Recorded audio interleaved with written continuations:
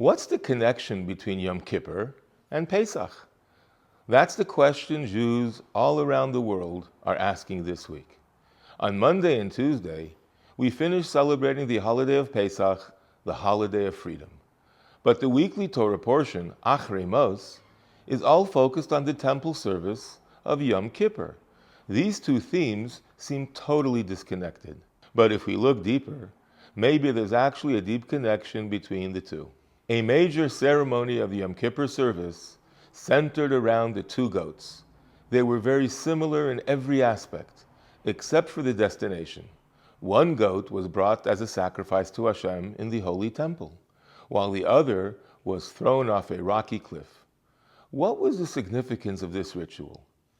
One beautiful interpretation is that the two goats represents the two roads that we can take on in our lives. The first is the road L'Hashem, for God.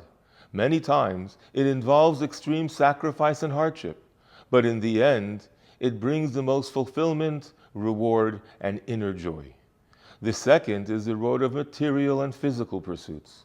It's much more accessible, provides constant gratification, and simply makes you feel good. But in the end, it leads to destruction, falling off the precipice and disintegrating into nothingness. On Yom Kippur, every single Jew comes to shul and must make the choice. This coming year, which road is he or she going to take? The exact same thing happened on Pesach. Just before the redemption in Egypt, many Jews were in a depraved moral state. And then Hashem gave the commandment to bring the Pesach sacrifice. In that moment, every Jew had to make a critical choice.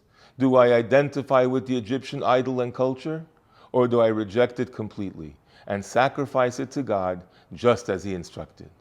As we know, the Jews didn't just pass the test. They passed it with flying colors. And Hashem responded in kind, passing over the Jewish homes and bringing them to salvation. My friends, I can't believe I'm about to say this, but today too, as we speak, in 2024, we are faced with the same exact situation. I say this especially to our dear and impressionable youth, who are seeing new levels of anti-Semitism on college campuses across the country and around the world never before seen. The lines between good and evil have never been clearer. Now it's not so much about making a choice, but about making a decision.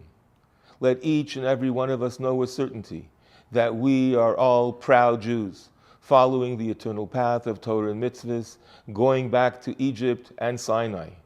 Anyone who identifies with evil will ultimately fade away, but truth, emes, goodness and holiness will last forever.